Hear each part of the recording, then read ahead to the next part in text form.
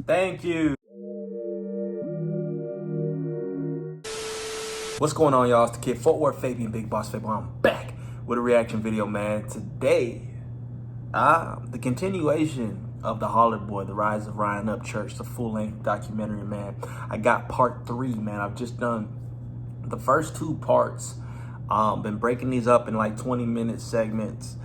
This is part 3, man. So of course there's gonna be, it's a 4-parter. So after, 2 more, and then we donezo with this one, man. So be sure to like, comment, subscribe, hit the notification bell, follow me on Instagram and Twitter at FortWorthFabian, man. It's the road to 1 million, man. Peace, love, prosperity to everybody rocking with me and watching these reactions, man. Ryan Upchurch, true inspiration, man. Great motivation, you know what I'm saying? Great encouragement, just as far as you doing what you want to do, following your dreams. So let's get back into it. The Holler Boy. We're 40 minutes in right now. Do one show. And then we go from 50 people. The first time we came in, the next time be 200 people. And it just kept building. And it was happening so fast that, we were having to, we made mistakes along the way. At the beginning, we would ask for, whatever the price was, a couple $1,000s. And then we learned real quick, like, oh shit, we got there and they sold 1,000 tickets. They made, and then we're doing the math in our head, like, damn, they made 20 grand a night. We made $1,000. So it made us smarter. We started putting back ends on it, on things. We learned how to create a contract on our own. We learned the do's and don'ts. We learned the things that we will, maybe come down a little, and certain things that we're going to stand true to, and there's just no negotiation, or we don't need to play your show.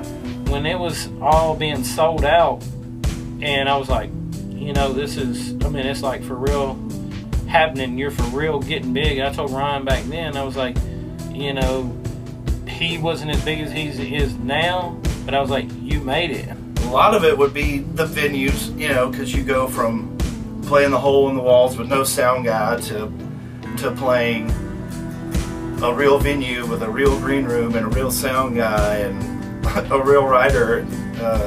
Them riders, boy. I'll put everything on my rider, man. I need some hot one. You know what a rider is, right? Basically where musicians, artists have specific recommendations they want in the green room when they show up to do your show. I need, boy, bottles of champagne, Moet, man. I don't know. Let's pop bottles. Let's have some whiskey in there. You know what I'm saying? Let's have some chicken wings. What else? I'll probably ask for a lot of food, bro. Drinks.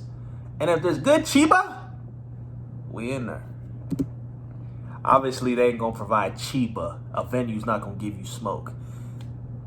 Do they? Some venues give you some dope. Hey. Stuff like that on the ride up, they forget about or just don't include. Early on when we would go do he would do meet and greets at every show. This can't happen when you get to a certain level just because it gets kind of wild. But we would play a show, maybe a couple thousand people, maybe 1,000 people, maybe 800, and every single person there would get in line afterwards. He would say he's going to do a free meet and greet, meet everybody, which is really awesome. He would spend 3 hours talking to these people. Thing is, Ryan's the kind of guy, he won't sit there and like nudge them along. He won't even tell one of his staff to nudge him along. He will sit there and talk for 5, 10, 20 minutes with each of these people until someone finally steps in and goes, hey dude, there's like 1,000 people waiting to talk to you. But these people, the look in their eye when they come up and talk to him, they talk to him as if they've known them their whole life. Or they're meeting some author that wrote a book that changed their life. And that's awesome to me. Like, it was neat watching it. Also, it was neat watching Ryan deal with it. To me, that was one of the ways I recognize. Facts. Then that shows character. Is he a man of character? You know what I'm saying? Like, a lot of folks, a lot of these stars, these people that people look up to, they ain't gonna do none of this. Oh, meet and greet. Oh, all right, man, get out of here. Oh, you want to take a picture? Nah, I ain't got time. Oh, you want my autograph? I'll give you that. You know what I'm saying? It's like, I don't know. Yeah, like, very true. Once you get to a certain point, bro, it's not going to be realistic to try to do this. Because, like, once you reach superstar status, hey, man, not everybody's going to get, like, an equal or fair type of treatment in the sense that, like, you can come up and you can shake my hand or whatever. Like, even though through his character, we know his heart, he'd be willing to do that. But in a professional aspect, this is business. He's running a business. He's a brand.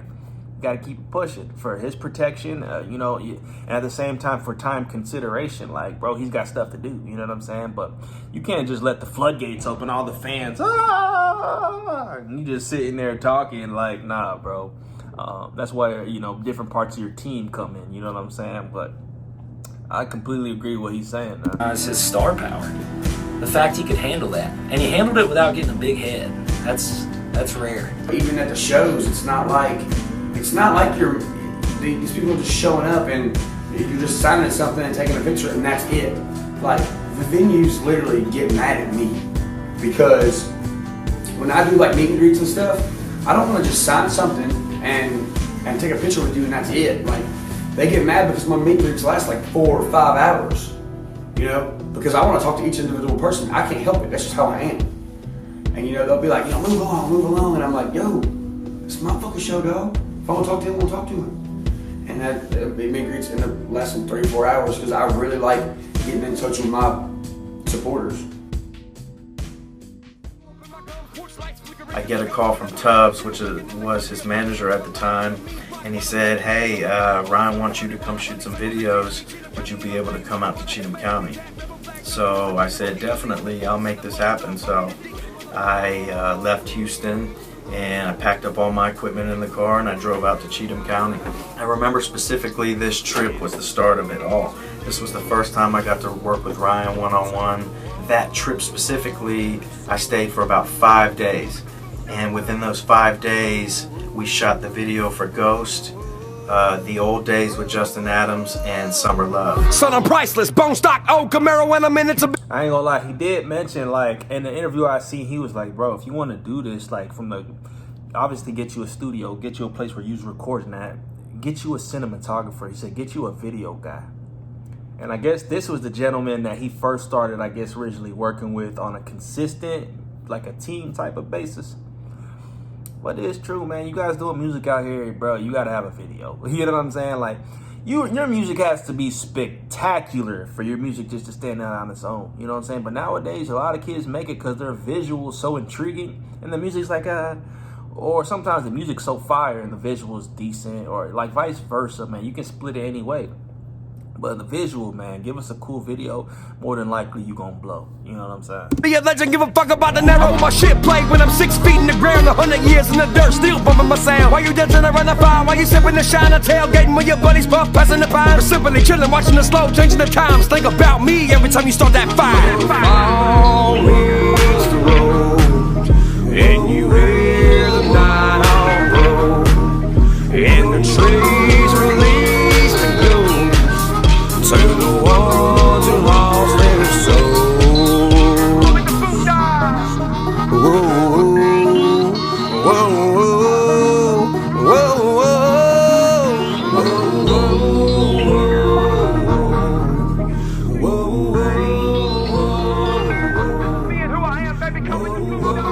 We stayed up for about 4 or 5 days in his little trailer, in the studio outside of the trailer, and we just sat together. Holla.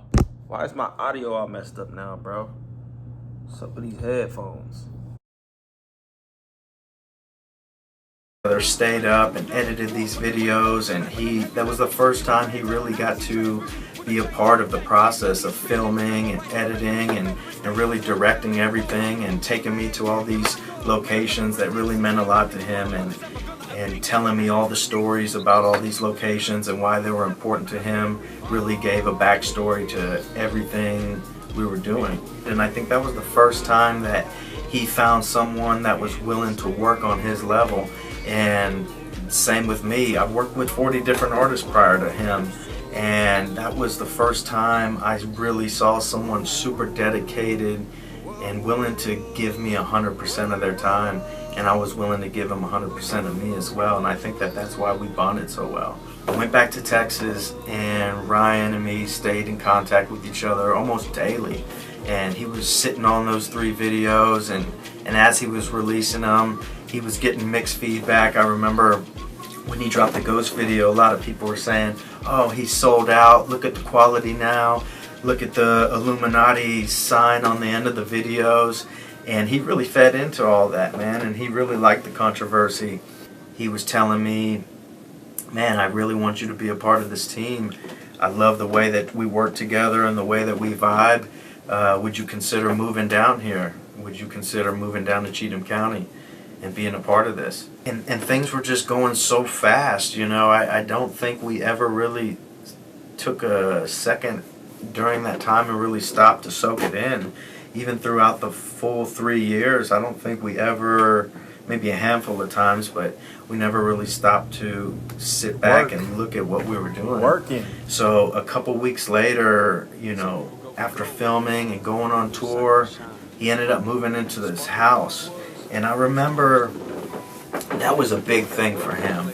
You know, the trailer really defined who he was and who his character was, but to be able to move and, you know, to be able to save up that money and afford to be able to buy a house from music and through the YouTube videos and the Vine videos he was making, I know that really meant a lot to him, and it added a whole new energy to what we were able to do. So we moved into that house, and that's when we really turned up. That's when we were shooting videos like Johnny Cash, Bloodshed, and that's when we also shot White Lightning. I ain't no stranger to the rain. I put the sunshine in my gray clouds. Worked hard for where I'm at, so it's easier for me to sleep now. But I don't sleep, I walk the... I don't want to hear all these songs because half of these I ain't even reacted to yet. But I'm going to jot all these names down. Jeez. Hold up. He said White Light. And then something else with blood in it. I don't even know. But dang, man. See, I knew that that's where they were headed. They were able to lock in. You know, I was thinking, especially with him getting a home, he probably shot a lot of stuff at the crib or around the property. But, hey, man, get you a videographer, man. Lock in. Roads from stop sign to street name. No yellow marks on these back roads, so I paint the lines to pave my way. And these frame pics on my wall for my top 10s on these music charts. Represent these small towns you'll never see with a big heart. And these lyrics in my songs are the warm spot like a car heart. Don't ever forget that one place that made you that person that you are. Many miles I've run, wheels turning on that one lane. Last year's boots, broken souls, chasing one thing. Caught up in the storm of life, it gets me excited. I guess you could say that I'm chasing white lightning. White lightning. Chasing white lightning. I'm chasing white lightning. I'm chasing white lightning. You can really feel homie's music. Like, and I feel like that's what's, you know, helping him a lot, or helping him connect with the people, bro. He ain't faking the funk. Like, dude, like, I really feel his lyrics, bro.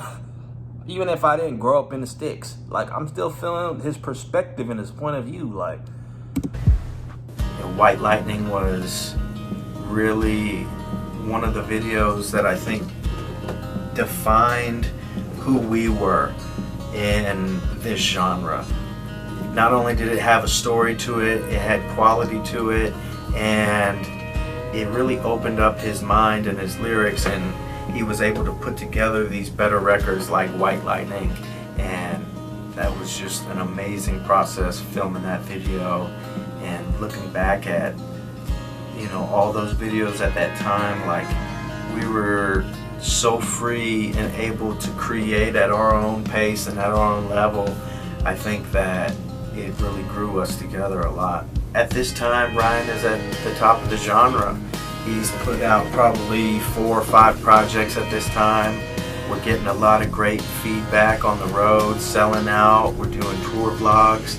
And I know, you know, we had a lot of conversations about upping the production, and that's when he met Stoner.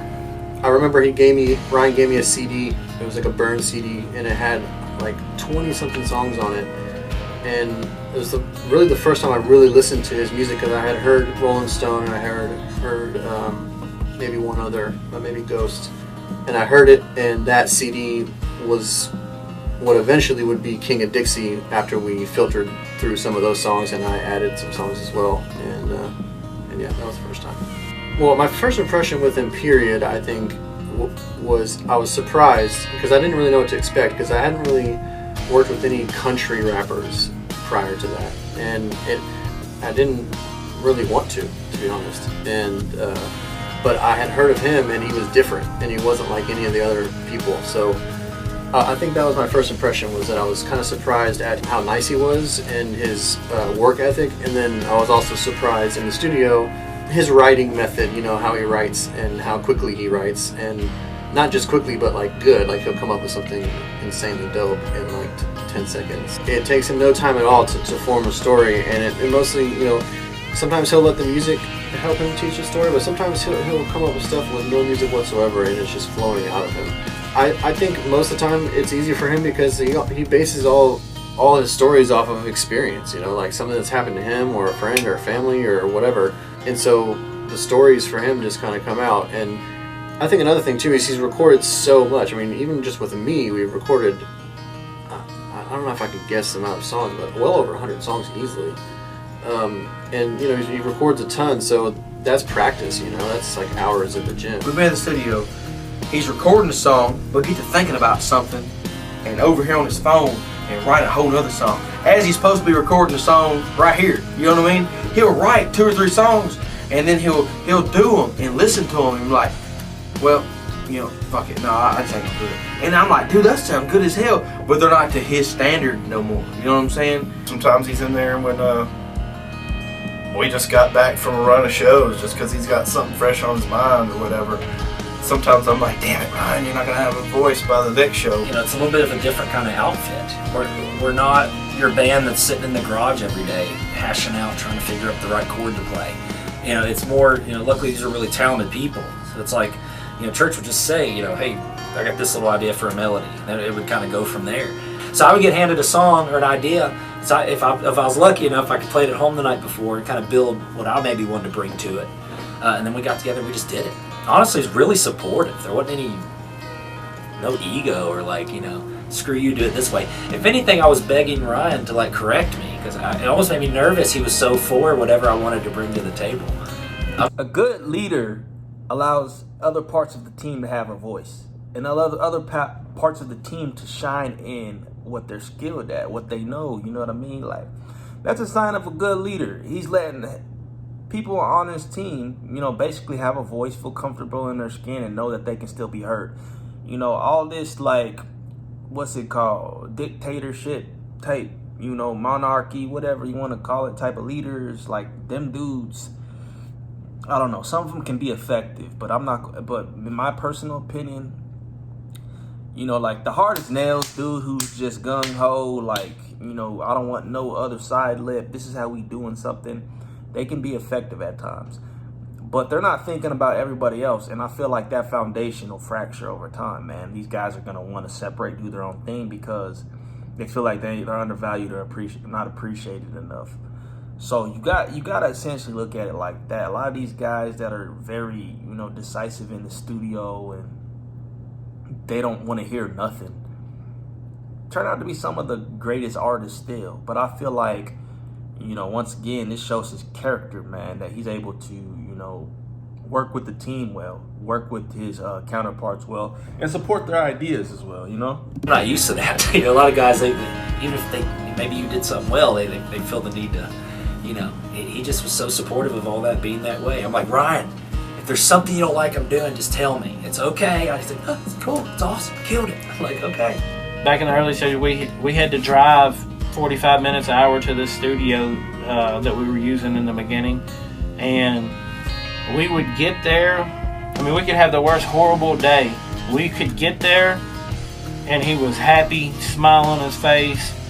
I mean, there was literally that, to me, I know is his mindset, which now I do. Back then it was just like, hey, he really enjoys doing it, but now that I've been around him a lot longer, I really know, you know, that's 100% where his heart and passion for real is. King of Dixie, like, was such a blend, and so really we did a lot of real country stuff and rap stuff that, like, after that we had to decide, you know, what to do next and where to focus next. So I would say after King of Dixie, you know, we went into rap stuff and then switched over to rock at some point, but it definitely wasn't at first. It was mostly just rap stuff at first. The road I'm on is a place I know. The big white church with the haunted ghost. The black marks leading to another lifetime in the side of a tall pine. The road I'm on has no yellow lights, just cracked asphalt. voice just seemed like it could fit anything, bro. He got a good tone. You know what I mean? Real raspy, real grit to it.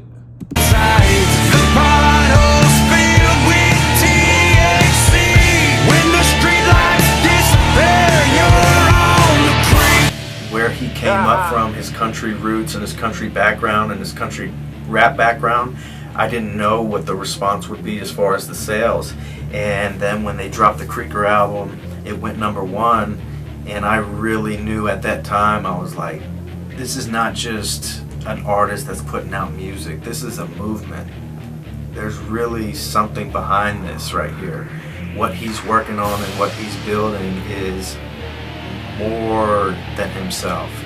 You know, it really reminded me at that time, like, I'm really becoming a part of something bigger than myself. When the rock came along, I got excited just because I'm a rock drummer. I love that stuff. I love, so I was like, yes, we get to pound it out. We get to do this, and I knew he liked Alice in Chains. I knew he liked really cool '90s, older than that, newer than that influences that we're gonna equate to a cool sound. And so once I heard what was happening, I dug it. If anything, I was jealous because I wasn't on Creeker 1. A lot of people think I was, and that's not even me. I was busy doing a bunch of other things, and Stoner killed the drums on that album. That was awesome. But I was like, oh man, I'm dying to get on the second one, which I was. I was on that one. That was cool. But he did it. I think a lot of the reason Ryan is able to genre hop, I told a few people a version of this, is because he doesn't overthink it. He just releases it.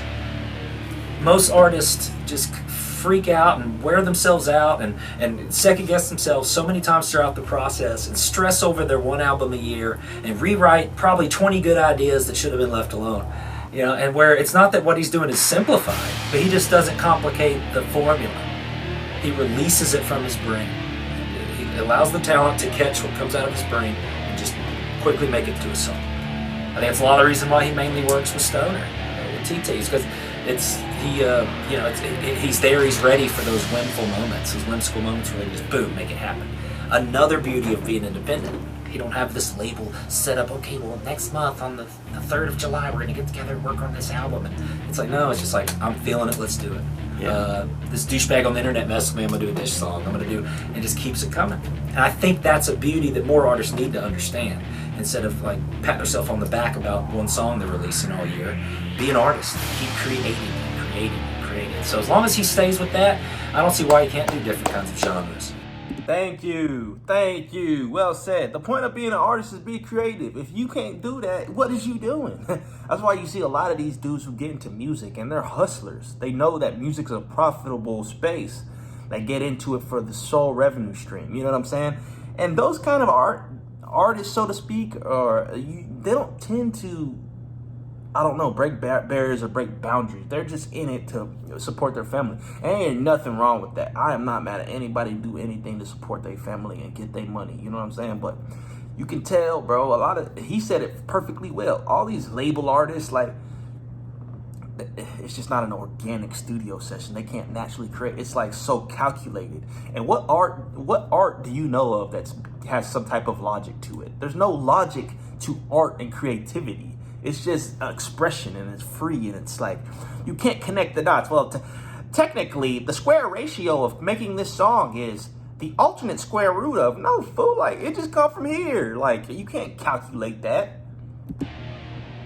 And my goals for the road were to get us out of the van. We were traveling in a Ford Transit van at the time, and it was like 8 of us crammed in there. And I knew that it was very important to make Ryan comfortable, and the more comfortable he was, the better show that he was able to give. So, my goal was to get us out of the van and get us into a tour bus.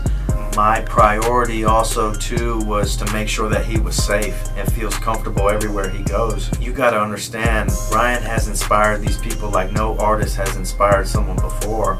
And these people have stories to tell, and they're willing to do anything it takes to tell their story to Ryan. So I just knew that, to be able to give the best show, Ryan had to feel safe everywhere he went. One of the differences with Ryan is a lot of people, a lot of artists, or a lot of actors I've worked with, actresses, they have fans where I think Ryan has more like believers. people that really truly get what he's trying to do and say.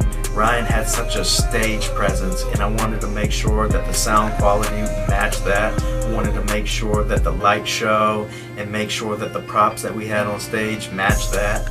And it was very important to show everybody. I gotta say this real quick, man. I love the passion behind his team. Like, you only accept, what's the weakest link quote?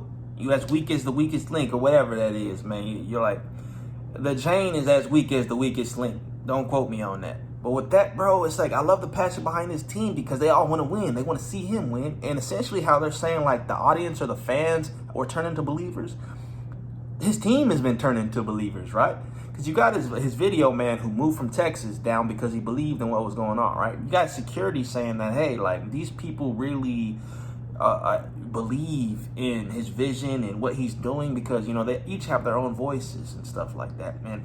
Partially, they feel like he's channeling them. You know what I'm saying? He's speaking for them. But at the same time, like he said, they want to meet him. They want to talk to him and be like, bro, you know, your story relates to mine, or this is how you inspired me, man. This is what changed in my life. Like, it's deeper than the rap. Else that with hard work and dedication, you can do exactly the same thing that everybody else can with a major label behind them. And that's exactly what we did. Well, my brother did run a house at the time, and he called me up and he's like, man, I need help. These shows are getting insane, and I'm having a problem with, you know, being in two places at once, being in front of house and being on stage. So I came on as like a stage manager and helping out there, and just seeing how the shows were getting bigger and bigger and more crazy. Just like I said, the intenseness of the crowd ready to see the show. Like I said, I've worked with many bands who toured all over, and almost with every band you go to a show and you're like, oh man, this place was a bust. But never, not with them. Rarely not a sold out show. I'm not going to say I've never done an unsold out show with them, but rare is it not sold out. Nowadays, we have no ceiling. We want to do the craziest thing. We want people to leave a show and be like, oh my God, did you freaking see what just happened? Just over the top shows. And because they bring it, they're bringing the high energy. I just hired a monitor guy, and his first show with us, he's watching the crowd from the stage because he stands side stage. And the crowd grabs the grate and just starts shaking the grate. And he looks over at me and I'm like, oh, that's what I'm talking about. Like, you know, and it's not, you know, at first like, oh my God, but you know, you're okay because they're just. That's part 3, man. The Holler Boy, The Rise of Ryan Upchurch. It's crazy just watching this documentary and just like, I don't know, man. I'm super inspired, man, and I support Buddy 1,000%. Like, his character, just through what I've seen, has won me over. You know what I'm saying? And this was, you know, after being introduced to the music, but the music is fire. Like, you know, so just like, comment, subscribe, man. We're gonna do part 4 coming up. We're gonna wrap up. We've got about 20 minutes left in the documentary, man. So I appreciate everybody who's rocking with the channel, man. Peace, love, prosperity, everybody. Catch you on part 4.